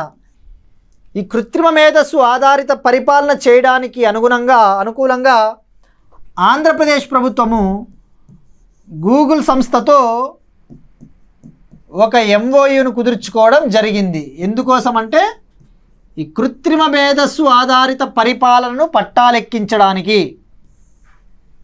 మరి ఈ యొక్క ప్రోగ్రాం పేరు ఏంటంటే artificial intelligence for Andhra Pradesh powered by Google. ఈ ప్రాజెక్ట్ పేరు ఏంటంటే artificial intelligence for Andhra Pradesh powered by Google. Next వచ్చేసి mission life implementation in Andhra Pradesh. మనకు మిషన్ లైఫ్ గురించి తెలుసు, ఇది ఒక అంతర్జాతీయ ప్రజా ఉద్యమము. ఈ యొక్క మిషన్ లైఫ్ కాన్సెప్ట్ను మనకి శ్రీ ప్రైమ్ మినిస్టర్ నరేంద్ర మోడీ గారు COP26 స్కాట్లాండ్ గ్లాస్గో పట్టణంలో జరిగిన COP26 2021 నవంబర్లో దీన్ని మనకు శ్రీ ప్రైమ్ మినిస్టర్ మోడీ గారు ఈ యొక్క కాన్సెప్ట్ను ఇంట్రడ్యూస్ చేయడం జరిగింది. ఈ యొక్క కాన్సెప్ట్ను ప్రపంచానికి పరిచయం చేయడం జరిగింది. మరి ఈ యొక్క మిషన్ లైఫ్ అనేది అంతర్జాతీయ ప్రజా ఉద్యమం, గ్లోబల్ మాస్ మూమెంట్. ఈ యొక్క మిషన్ లైఫ్ యొక్క ఇంపార్టెన్స్ ఏంటి? మనకు ప్రజలందరూ కూడా పర్యావరణాన్ని పరిరక్షించాలి, అలానే ఆరోగ్యమైన ఆహారపు అలవాట్లను అలవరుచుకోవాలి, నీటిని ఆదా చేయాలి. ఇటువంటి థీమ్స్తో ఈ మిషన్ లైఫ్ మనకి నడుస్తుందన్నమాట. ఇందులో మనకు 7 థీమ్లు ఉంటాయి. ఎన్ని థీమ్లు? 7 థీమ్లు ఉంటాయి. ఉదాహరణకు థీమ్స్ వచ్చేసి సేవ్ వాటర్, నీటిని ఆదా చేయాలి. సేవ్ ఎనర్జీ, ఎనర్జీని ఆదా చేయాలి. ప్లాస్టిక్ రెడ్యూస్ ఈ వేస్ట్ని తగ్గించాలి. అలానే రెడ్యూస్ ప్లాస్టిక్ వేస్ట్ని తగ్గించాలి.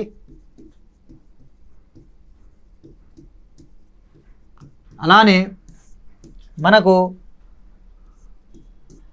హెల్తీ లైఫ్ స్టైల్ని ఏర్పాటు చేసుకోవాలి. అంటే ఆరోగ్య జీవన విధానాన్ని మనము అవలంబించాలి.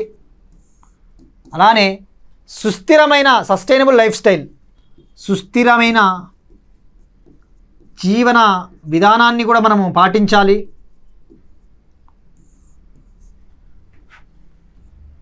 సో ఇలాంటి థీమ్స్ మనకు 7 ఉన్నాయన్నమాట. మరి 7 థీమ్లు ఉన్నాయి. అలానే ఈ 75 లైఫ్ యాక్షన్స్ పైన ఈ యొక్క థీమ్లను సాధించడానికి ఇది 75 చర్యలు యాక్షన్ తీసుకోవాలి కదా.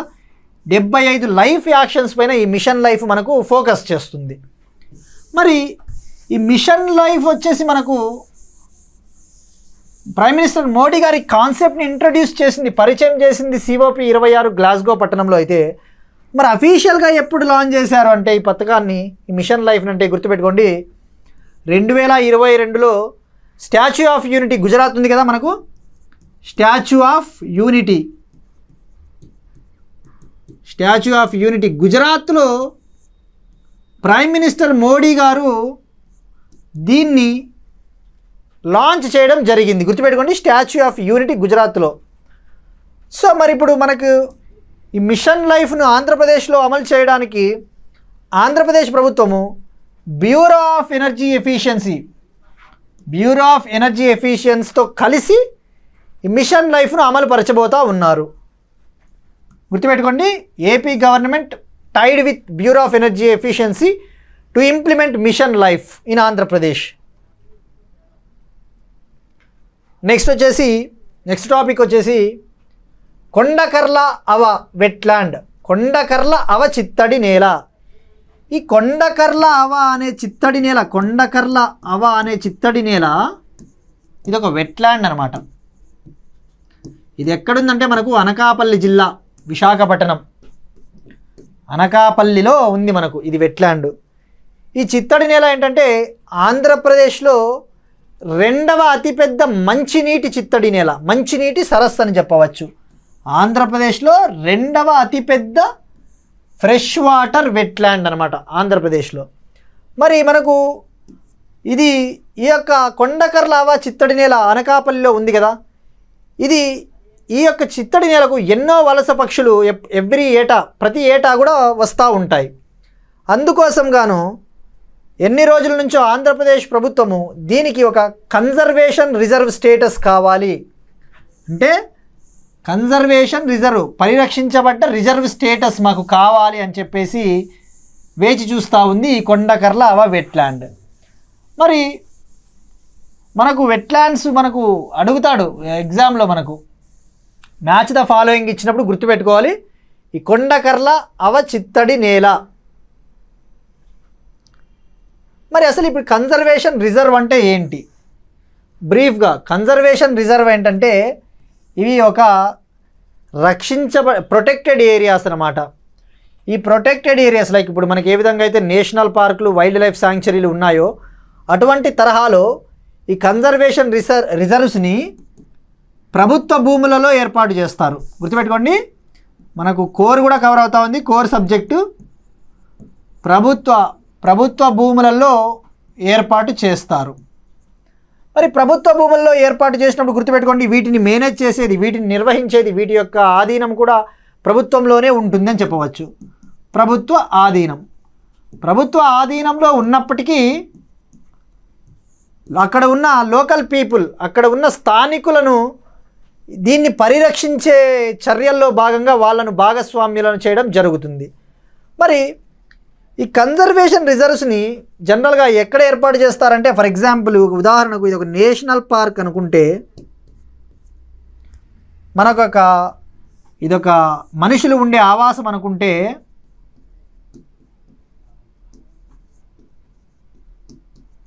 ఒక బఫర్ జోన్ మాదిరి ఏర్పాటు చేస్తారు. ఇక్కడ ఇది ఒక బఫర్ జోన్ అంటే ఇక్కడ ఈ కన్జర్వేషన్ రిజర్వ్ అనేది ఉంటుంది మనకు. సో ఇప్పుడు ఏమవుతుంది, కన్జర్వేషన్ రిజర్వ్లో మనకు జీవ వైవిధ్యం ఉంటుంది, పక్షులు, జంతువులు ఇవన్నీ. ఈ యొక్క నేషనల్ పార్కులోంచి డైరెక్ట్గా యానిమల్స్ అనేవి మనుషుల ఆవాసంలోకి వెళ్ళి ఘర్షణ జరగకోకుండా ఉండడానికి ఒక బఫర్ జోన్గా ఇది మనకు ఉపయోగపడుతుంది కన్జర్వేషన్ రిజర్వ్. గుర్తుపెట్టుకోండి, ప్రభుత్వ భూముల్లో ఇవి ఏర్పాటు చేయడం జరుగుతుంది. మరి కమ్యూనిటీ రిజర్వ్స్ వచ్చేసి గుర్తుపెట్టుకోండి, అంటే ప్రజల ఆధ్వర్యంలో ప్రజలే మేనేజ్ చేస్తారు వీటిని, లోకల్ పీపుల్. ఈ కమ్యూనిటీ రిజర్వ్స్ని ఎక్కడ ఏర్పాటు చేస్తారంటే ప్రైవేటు భూముల్లో అయినా ఏర్పాటు చేయొచ్చు, లేదంటే ప్రజలకు సంబంధించిన భూముల్లోనైనా కూడా ఏర్పాటు చేయవచ్చు ఈ యొక్క కమ్యూనిటీ రిజర్వ్స్. మరి మనకి కమ్యూనిటీ రిజర్వ్స్ వచ్చేసి ప్రజలు మేనేజ్ చేస్తారు, ప్రజలే వీటిని పరిరక్షిస్తారు. లైక్ సాక్రెడ్ గ్రూవ్స్ అని అంటారు కదా, సాక్రెడ్ గ్రూవ్స్ తరహాలో.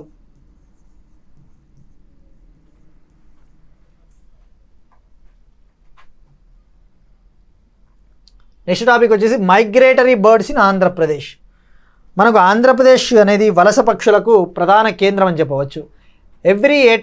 ప్రతి సంవత్సరం కూడా మనకు గోదావరి శాంక్చురీకి కావచ్చు, లేదంటే నంద్యాలలో ఉన్న రోళ్లపాడు వైల్డ్ లైఫ్ శాంక్చురీకి కావచ్చు, అటువంటి చోటకు ఈ వలస పక్షులు మనకు వస్తూనే ఉంటాయి. నెల్లూరు ప్రాంతంలో కావచ్చు మనకు పెలికాన్ ఫెస్టివల్ అని కూడా జరుగుతుంది. సో మనకు ఎగ్జామ్లో పేర్లు ఇస్తాడు, కొన్ని పేర్లు. ఉదాహరణకు గ్రేట్ నాట్ అని, గ్రేట్ నాట్ అని, రడ్డీ టర్న్ స్టోన్ అని, రడ్డీ టర్న్ స్టోన్ అని, లెస్సర్ శాండ్ ఫ్లవర్స్ అని, లెస్సర్ శాండ్ ఫ్లవర్స్,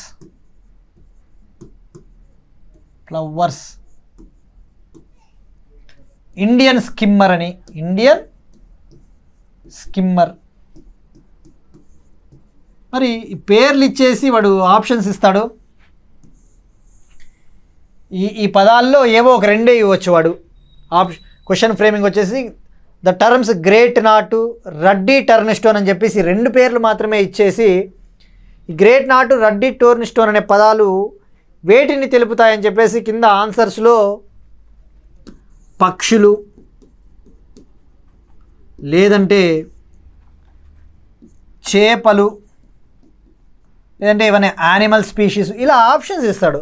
సో మనకి ఇటువంటివి కొత్తగా ఉన్న ఇన్నోవేటివ్ పదాలు మనకు జనరల్గా వలస పక్షులు అంటే గ్రేటర్ ఫ్లేమింగోలు, లెస్సర్ ఫ్లోరికాన్లు, మనకి అవి మాత్రమే మనకు ఎక్కువగా న్యూస్లో ఉంటాయి. కానీ ఇటువంటి పదాలు కూడా great knot, ruddy turnstone, lesser sand plovers, Indian skimmer అనేవి మనకు పక్షులు, వలస పక్షులు. సో ఈ పదాలు మనకి కొద్ది గుర్తుంచుకోవాలి. ఇవి ఎక్కడ కనబడతాయంటే ఎవ్రీ ఇయర్ గోదావరి పరివాహక ప్రాంతంలో, గోదావరి శాంక్చురీ. ఇలా ఉంటాయి పక్షులు ఇవన్నీ. సో గ్రేట్ నాట్ అనేది ఎండేంజర్డ్. సో మనకి జస్ట్ ఈ పదాలు, పేర్లు గుర్తుపెట్టుకుంటే సరిపోతుంది. నెక్స్ట్ వచ్చేసి పల్నాడు ప్రకృతి పాఠాలు అంట. పేరులోనే ఉంది ప్రకృతికి సంబంధించిన పాఠాలు. ఇది పల్నాడు ఫారెస్ట్ డిపార్ట్మెంట్ వాళ్ళు లాంచ్ చేయడం జరిగింది. ఇది విద్యార్థుల్ని చైతన్యపరిచే ఒక ప్రోగ్రాం అన్నమాట. అడవుల్ని రక్షించాలి, అలానే అడవుల్లో ఉండే జంతువులు జీవ వైవిధ్యాన్ని పరిరక్షించేందుకు తమ వంతు సహకారాన్ని చేసేందుకు, వాళ్ళని చైతన్యపరిచేందుకు పల్నాడు ఫారెస్ట్ డిపార్ట్మెంట్ వాళ్ళు తీసుకొచ్చిన ఒక ఇనిషియేటివ్. నెక్స్ట్ వచ్చేసి biodiversity. Sri Lankan brown ఇయర్డ్ shrub frog, గోధుమ రంగు చెవులు కలిగిన శ్రీలంక కప్ప, బయోడైవర్సిటీ. మరి ఇది జనరల్గా శ్రీలంకలో కనబడుతుంది. అయితే ఇటీవల జూలాజికల్ సర్వే ఆఫ్ ఇండియా మరియు ఏపీ స్టేట్ బయోడైవర్సిటీ బోర్డు సైంటిస్టులు ఈ యొక్క గోధుమ రంగు చెవులు కలిగిన శ్రీలంకకు చెందిన కప్పను తలకోన అడవుల్లో కనుగొన్నారు. ఎక్కడ? తలకోన అడవులు. ఈ తలకోన అడవులు ఎక్కడున్నాయి? మనకి తిరుపతి, చిత్తూరు, ఈశాన్య కనుమలు. మరి దీని యొక్క సైంటిఫిక్ నేమ్ ఏంటి అంటే సూడోపైలాటస్ రీజియస్. సూడోపైలాటస్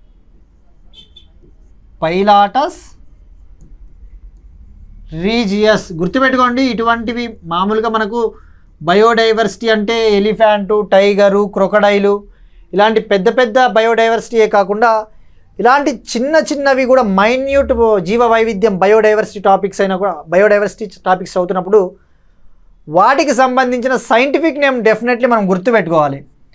మనం డైరెక్ట్గా శ్రీలంకకు చెందిన గోధుమ రంగు చెవులు కలిగిన కప్ప తలకోన అడవుల్లో కనుగొన్నారు అంటే మనకు ఎగ్జామ్లో వాడు సైంటిఫిక్ నేమ్ ఇచ్చినా మనకి తెలిసినప్పటికీ కూడా సైంటిఫిక్ నేమ్ తెలియకపోతే మనం మార్కును కోల్పోతాం.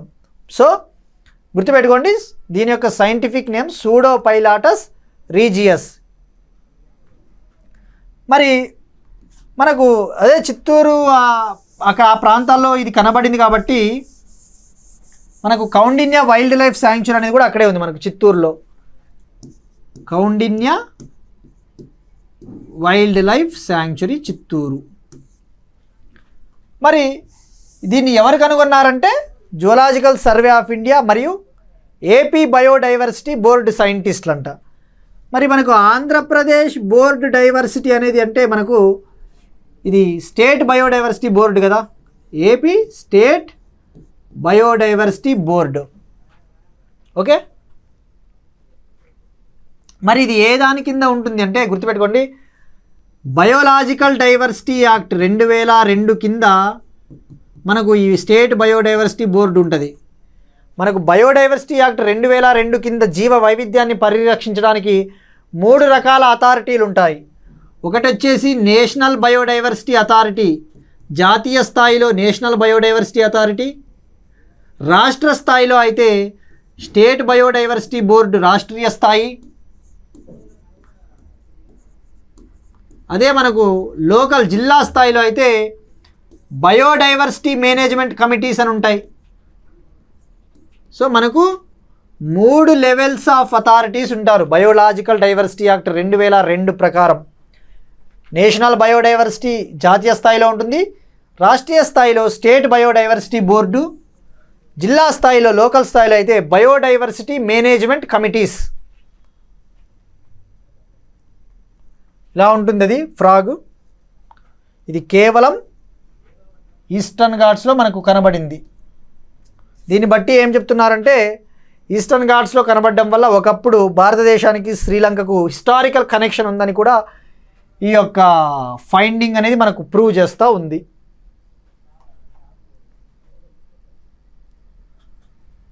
నెక్స్ట్ వచ్చేసి NTPC Simhadri wins global environment award. మనకు ఈ ఎన్టీపీసీ సింహాద్రికి గ్రీన్ లీఫ్ ప్లాటినం అవార్డు వచ్చిందంట. Green leaf platinum award.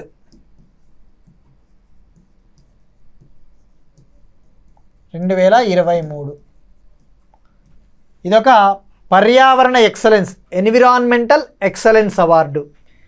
ఇది ఎవరు ఇచ్చారు అంటే అపెక్స్ ఇండియా ఫౌండేషన్, న్యూఢిల్లీలో జరిగిన foundation summit. Apex India foundation, apex India foundation వాళ్ళు దీన్ని ప్రదానం చేయడం జరిగింది ఈ అవార్డును. మరి ఈ అవార్డుకు ఈ NTPC Simhadri thermal power plant NTPC Simhadri select అవ్వడము ఇది 3వసారి. ఎన్నవసారి? 3వసారి, థర్డ్ టైం.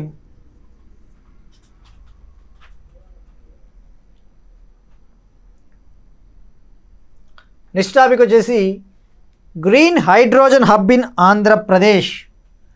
మనకు NTPC green energy limited company వాళ్ళు, ఎన్టీపీసీ గ్రీన్ ఎనర్జీ కంపెనీ వాళ్ళు ఆంధ్రప్రదేశ్ ఇండస్ట్రియల్ ఇన్ఫ్రాస్ట్రక్చర్ కార్పొరేషన్తో ఒక ఒప్పందం కుదుర్చుకున్నారు. ఎవరు? NTPC green energy limited company Andhra Pradesh industrial infrastructure కార్పొరేషన్తో ఒక ఎంఓయు. ఆ ఎంఓయు ప్రకారం ఏంటంటే పుడిమాక విలేజ్, పుడిమాక గ్రామము విశాఖపట్నంలో, పుడిమాక గ్రామము విశాఖపట్నంలో గ్రీన్ హైడ్రోజన్ హబ్ను ఏర్పాటు చేయబోతా ఉంది ఈ NTPC green energy limited company. ఎక్కడ? పుడిమాక గ్రామం, విశాఖపట్నం.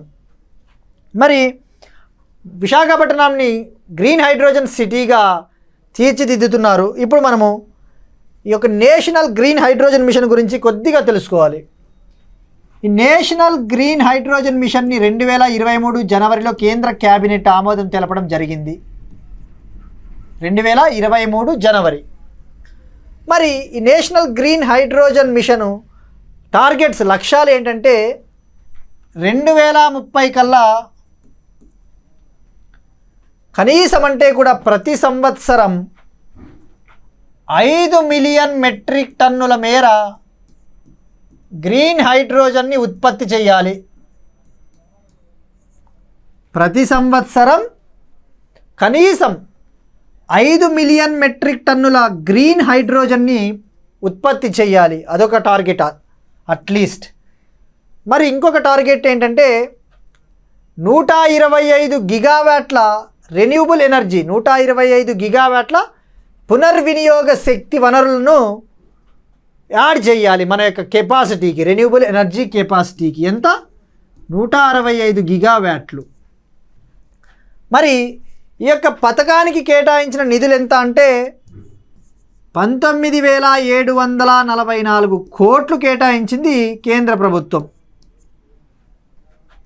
మరి ఈ పథకం కింద ఇంకా అడ్వాంటేజెస్ ఏమున్నాయంటే దాదాపు మనకు 1,00,000 కోట్ల మేర దిగుమతులు ఆదా అవుతాయంట. ఈ యొక్క హైడ్రోజన్ని దిగుమతి చేసుకోవడం వల్ల ఈ ఎనర్జీ ఇంపోర్ట్స్ అనేవి మనకు శక్తి దిగుమతులు దాదాపు 1,00,000 కోట్లు ఆదా అవుతుంది అని అంచనా 2030 సంవత్సరం కల్లా.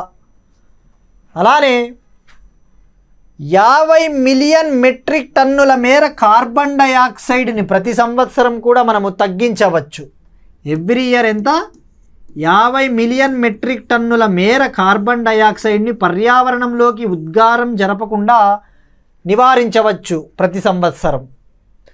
అలానే 6 లక్షల మందికి ఉపాధి కూడా కల్పిస్తుందంట. దాదాపు 6 లక్షల మందికి ఉపాధి. అలానే ఈ యొక్క పథకం యొక్క ముఖ్య ఉద్దేశం ఇన్వెస్ట్మెంట్ వచ్చేసి 8 లక్షల కోట్ల ఇన్వెస్ట్మెంట్ తీసుకురావాలనేసి 2030 కల్లా లక్ష్యం. 8 లక్షల కోట్ల పెట్టుబడులు green energy sector, green hydrogen సెక్టార్లో. నెక్స్ట్ వచ్చేసి artificial intelligence experience hub at Vizag, కృత్రిమ మేధస్సు హబ్. ఇది ఈ కృత్రిమ ఏఐ ఎక్స్పీరియన్స్ హబ్ను ఇండియన్ నేవీ వాళ్ళు, నావికా దళం వాళ్ళు విశాఖపట్నంలో ప్రారంభించడం జరిగింది.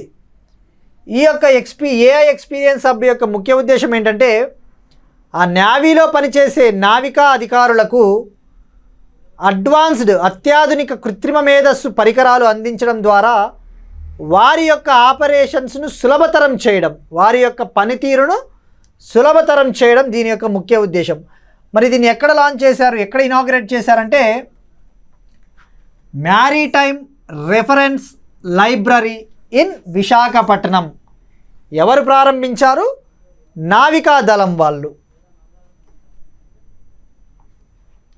నెక్స్ట్ వచ్చేసి ఇండియన్ బిసన్ ఇన్ నల్లమలలో అడవి దున్న.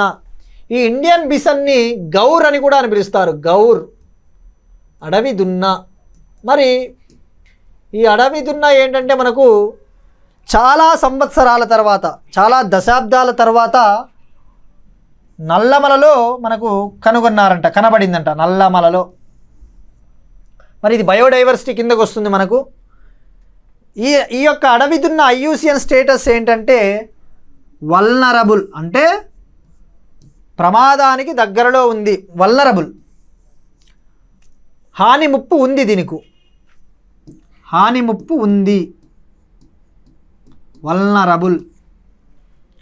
మరి ఇది ఎక్కడ కనబడింది అంటే నంద్యాల ప్రాంతంలో, వెలిగోడు రేంజ్ ప్రాంతంలో, ఆత్మకూరు డివిజన్లో ఈ యొక్క అడవి దున్నను కనబడింది. ఇది ఎక్కడెక్కడ ఉంటుందంటే ఇంకా ఆంధ్రప్రదేశ్లో పాడేరు పరిసర ప్రాంతాలు మరియు పాపికొండ నేషనల్ పార్క్ పరిధిలో కూడా మనకు ఈ యొక్క అడవి దున్న మనకు కనబడింది. బహుశా ఇది ఈ యొక్క అడవి దున్న కర్ణాటకలోని వెస్ట్రన్ ఘాట్స్ నుంచి మనకు ఆంధ్రప్రదేశ్కు మైగ్రేట్ అయ్యి ఉండవచ్చని కూడా ఒక అంచనా. ఎక్కడి నుంచి? కర్ణాటక వెస్ట్రన్ ఘాట్స్.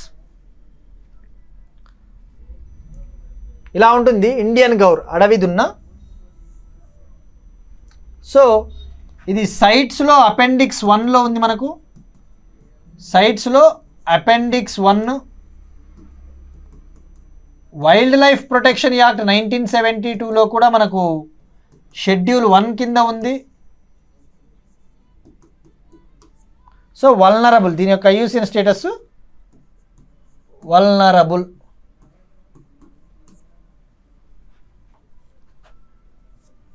ఇది హిల్లీ టెరైన్లో, కొండ ప్రాంతాల్లో కూడా కనబడుతుందంట. ఫారెస్ట్, హిల్లీ కొండ ప్రాంతాల్లో ఉన్న అడవుల్లో.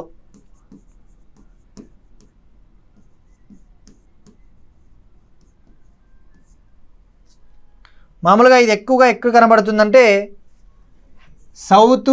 South east Asia, Sri Lanka, India, ఈ యొక్క ఇండియన్ సబ్ కాంటినెంట్ పరిధిలో మనకు చూడు ఇక్కడ ఆంధ్రప్రదేశ్ పాపికొండ ప్రాంతాల్లో కనుగొన్నారు. Papikonda national park. అయితే ఇది ఇప్పుడు శ్రీలంకలో ఎక్స్టింక్ట్ అయిందంట. శ్రీలంకలో ఇది కనబడటం లేదు, ఈ అడవి దున్న.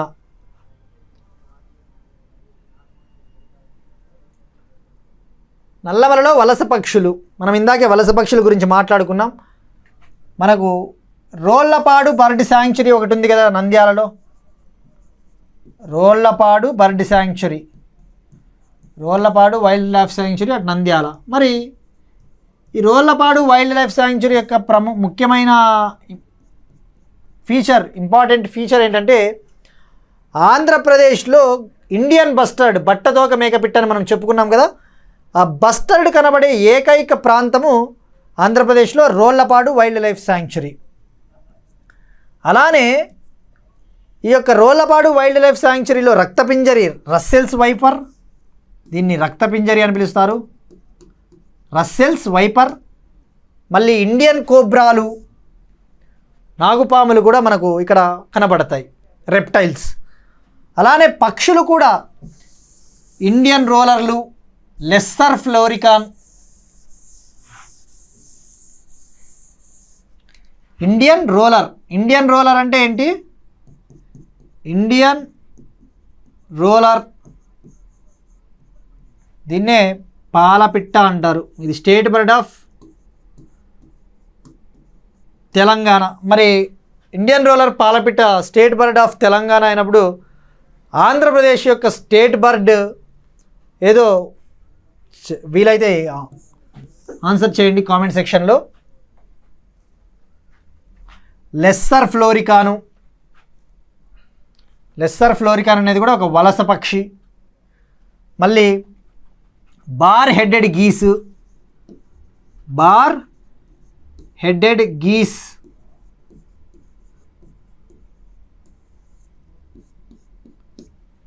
డెమోయిసెల్లే క్రేను, డెమోయిసెల్లే క్రేన్ అనే ఇవన్నీ కూడా వలస పక్షులు మనకు రోళ్లపాడు వైల్డ్ లైఫ్ శాంక్చురీలో మనకు కనబడతాయి. ఇండియన్ రోలర్ అంటే పాలపిట్ట, డెమోయిసెల్లే క్రేన్ అనే వలస పక్షి, బార్ హెడెడ్ గీస్ అనే ఒక వలస పక్షి కూడా మనకు ఈ రోళ్లపాడులో మనకు కనపడడం జరుగుతుంది. నెక్స్ట్ వచ్చేసి మనకు ఎలిఫెంట్ పాపులేషన్ ఇన్ ఆంధ్రప్రదేశ్. మనకు జంబో సెన్సస్ చేయడం జరిగింది, elephant census, Andhra Pradesh forest department వాళ్ళు. ఈ యొక్క సర్వేను ఎక్కడ కండక్ట్ చేశారు అంటే చిత్తూరు, అన్నమయ్య, పార్వతీపురం, విజయనగరం జిల్లాల్లో ఈ యొక్క ఎలిఫెంట్ సెన్సస్ను కండక్ట్ చేయడం జరిగింది, ఎలిఫెంట్ సర్వేను.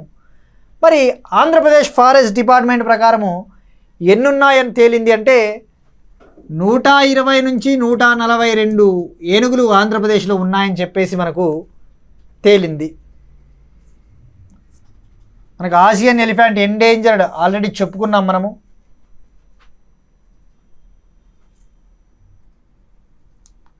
మరి ఎలిఫెంట్ కారిడార్స్ విషయంకి వస్తే ఆంధ్రప్రదేశ్లో ఎలిఫెంట్ కారిడార్లు ఏమున్నాయంటే మనకి 2 ఉన్నాయి. ఎలిఫెంట్ కారిడార్ అంటే ఎలిఫెంట్లు సంచరించే ప్రాంతము.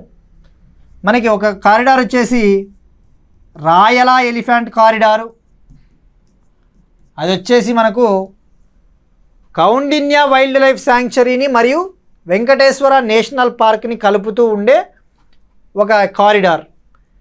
రెండవది ట్రై జంక్షన్ కారిడార్ అని కూడా ఉంది మనకు, ట్రై జంక్షన్. ఈ ట్రై జంక్షన్ కారిడార్ ఏంటంటే మనకు కర్ణాటక, తమిళనాడు, ఆంధ్రప్రదేశ్ను కలుపుతూ పాస్ అయ్యే ఒక ఎలిఫెంట్ కారిడార్. ఈ యొక్క ఎలిఫెంట్ కారిడార్లు, మరి ఎలిఫెంట్ కారిడార్లు అత్యధికంగా వెస్ట్ బెంగాల్లో ఉన్నాయి ఇండియాలో. గుర్తుపెట్టుకోండి, ఎలిఫెంట్ కారిడార్లు అత్యధికంగా వెస్ట్ బెంగాల్లో మనకు ఉన్నాయి. మరి నెక్స్ట్ టాపిక్ వచ్చేసి 11 new fish species in Andhra Pradesh. ఆంధ్రప్రదేశ్లో జువలాజికల్ సర్వే ఇండియా టీం వాళ్ళు 11 రకాల చేప జాతులను కనుగొనడం జరిగింది. ఎన్ని రకాలు? 11 రకాలు. మరి ఈ సర్వే వచ్చేసి 2019 నుంచి 23 మధ్యన చేయడం జరిగింది. మరి ఈ యొక్క 11 రకాల చేపల పేర్లు ఎగ్జామ్లో పేర్లు అడిగి కింది వాటిలో ఏవని ఇవి చేపల కప్పల అడగొచ్చు మనం చెప్పుకున్నట్టు ఇందాక. సో ఈ 11 రకాల చేపల పేర్లు ఏంటంటే మనం బ్రీఫ్గా చూద్దాం. Vermiculated blenny, singular banner fish,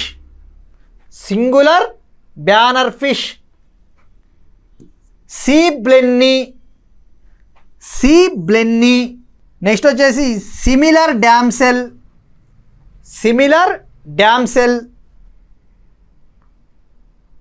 next వచ్చేసి blotchy eye soldier fish, Seychelles soldier, 3-spot squirrel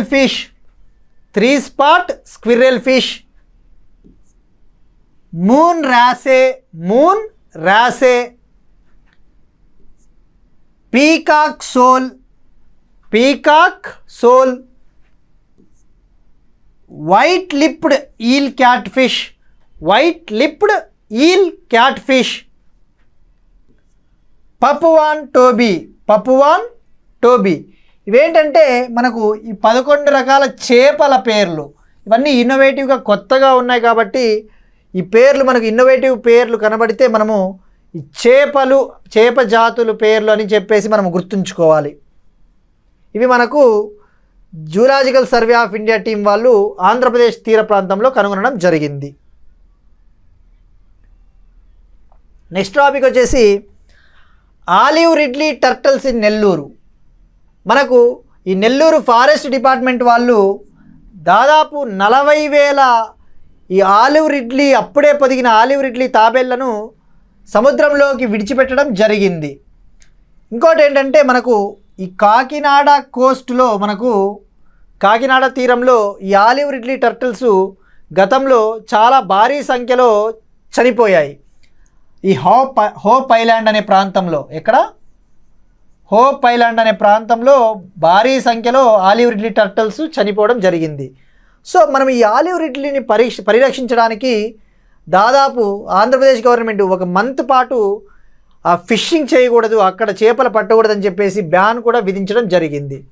మరి ఆంధ్రప్రదేశ్లో ఇవి గోదావరి పరివాహక ప్రాంతము, నెల్లూరు, ప్రకాశం, నార్త్ ఆంధ్ర ప్రాంతము అటువంటి చోట్ల మనకు కనబడతాయి. ఇప్పుడు ఇవి చూస్తే మనకు ఈ గహీర్మాత, దేవీ మౌత్, ఋషికుల్య అనేవి మనకు గహీర్మాత, రిషికుల్య, దేవీ మౌత్ అంటే ఇవేంటంటే మనకు ఒడిశాలో ఉంటాయి. ఇవి mass nesting sites of olive ridley turtles. ఈ ఆలివ్ రిడ్లీ తాబేళ్ళ నెస్టింగ్ సైట్లు, గూళ్ళు పెట్టే ప్రాంతాలు ఎక్కడున్నాయి? ఒడిశాలో ఉంటాయి ఈ 3 ప్రాంతాలు కూడా. మరి ఈ యొక్క ఆలివ్ రిడ్లీ టర్టిల్ యొక్క ఐయుసిఎన్ స్టేటస్ ఏంటంటే వల్నరబుల్, అంటే ముప్పుకు దగ్గరలో ఉంది, ముప్పు పొంచి ఉంది, వల్నరబుల్.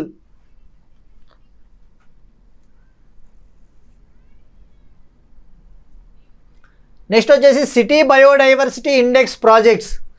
ఈ సిటీ బయోడైవర్సిటీ ఇండెక్స్ ప్రాజెక్ట్స్ని వచ్చేసి సింగపూర్ ఇండెక్స్ అని కూడా అంటారు. దీని యొక్క ముఖ్య ఉద్దేశం ఏంటంటే నగరాల్లో కనిపించే జీవ వైవిధ్యం ఎంత ఉంది, నగరాల్లో జీవ వైవిధ్యం ఎంత మేర పరిరక్షించబడుతుందో తెలుసుకోవడానికి ఒక ఇండెక్స్ అన్నమాట. దీన్నే సింగపూర్ ఇండెక్స్ అంటారు. ఇది ఆంధ్రప్రదేశ్ రాష్ట్రంలో విశాఖపట్నం, విజయవాడ, తిరుపతి, కడపలో దీన్ని ప్రారంభించారు. మరి దీన్ని పైలట్ ప్రాజెక్టుగా ఆంధ్రప్రదేశ్ స్టేట్ బయోడైవర్సిటీ వాళ్ళు ప్రారంభించారు. మరి భారతదేశంలో ఈ యొక్క సిటీ బయోడైవర్సిటీ ఇండెక్స్ ప్రాజెక్టును ఏ రాష్ట్రం మొదలుపెట్టింది, ఏ స్టేట్ మొదలుపెట్టింది అంటే Telangana, Hyderabad city, first Indian city to create city biodiversity index in 2012. మరి నెక్స్ట్ టాపిక్ ఈ waste recycling plant in Visakhapatnam. Andhra Pradesh ప్రభుత్వము మరియు కోల్కతాకు చెందిన ఈ వేస్ట్ కంపెనీ ఇయాంత్రామ్ ఇయాంత్రామ్ అనే కంపెనీ కోల్కతాకు చెందిన ఈ వేస్ట్ కంపెనీ మరియు ఆంధ్రప్రదేశ్ ప్రభుత్వము ఒక ఈ వేస్ట్ రీసైక్లింగ్ ప్లాంట్ని విశాఖపట్నంలో ఏర్పాటు చేయబోతా ఉన్నారు. దీని యొక్క అప్రాక్సిమేట్ పెట్టుబడి ఎంత అంటే 15 నుంచి 20 కోట్ల పెట్టుబడి. మరి నెక్స్ట్ టాపిక్ వచ్చేసి dolphin nature conservation societies biodiversity park.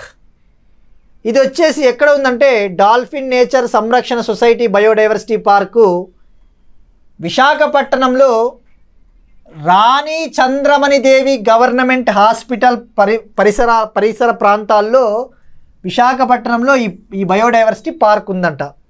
మరి అయితే దాదాపు 2 దశాబ్దాల తర్వాత అక్కడ ఒక ఆర్కిడ్ స్పీషీస్, ఆర్కిడ్ అంటే ఒక ఫ్లవరింగ్ ప్లాంట్, పూల మొక్క తరహా,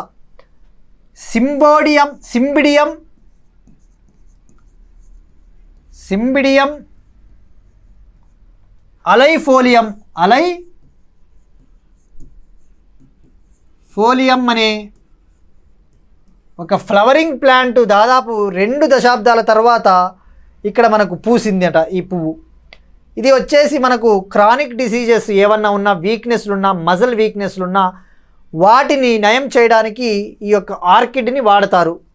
ఇక్కడ విశాఖపట్నంలో ఇది పూసింది ఈ పువ్వు. Now next topic tree nursery at Vadlamudi Guntur. ఇది ట్రీ నర్సరీని మనకు గుంటూరు జిల్లా వడ్లమూడిలో US agency for international development మరియు విజ్ఞాన్ రీసెర్చ్ ఫౌండేషన్ వాళ్ళు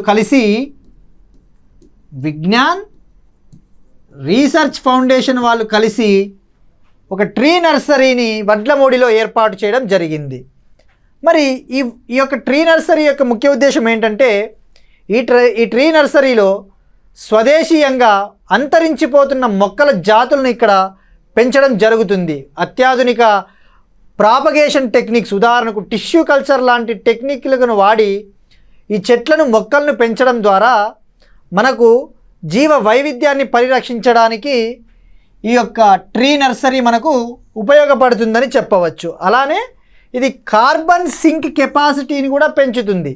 ఏ విధంగా అయితే ఇక్కడ స్వదేశీ ప్లాంట్స్ను పెంచుతారో తర్వాత అవి అడవుల్లోకి వాటిని ఇంట్రడ్యూస్ చేయడం ద్వారా కార్బన్ కెపాసిటీని పెంచవచ్చు.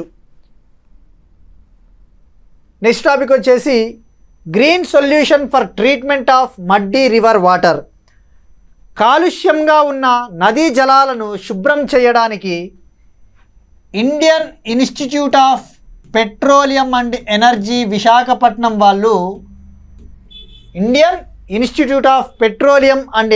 విశాఖపట్నం వాళ్ళు ఒక టెక్నాలజీని అభివృద్ధి చేయడం జరిగింది.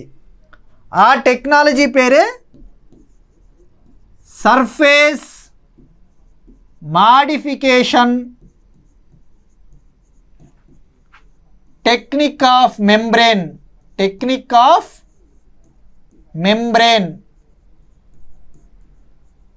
ఈ యొక్క టెక్నాలజీని ఉపయోగించి కాలుష్యితం ఉన్న నదీ జలాలను ట్రీట్ చేయవచ్చు.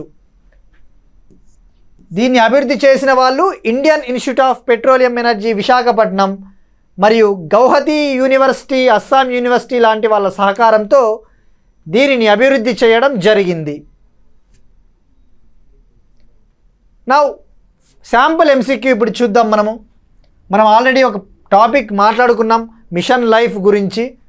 మరి ఫస్ట్ స్టేట్మెంట్ వచ్చేసి AP government partnered with bureau of energy efficiency for it's implementation.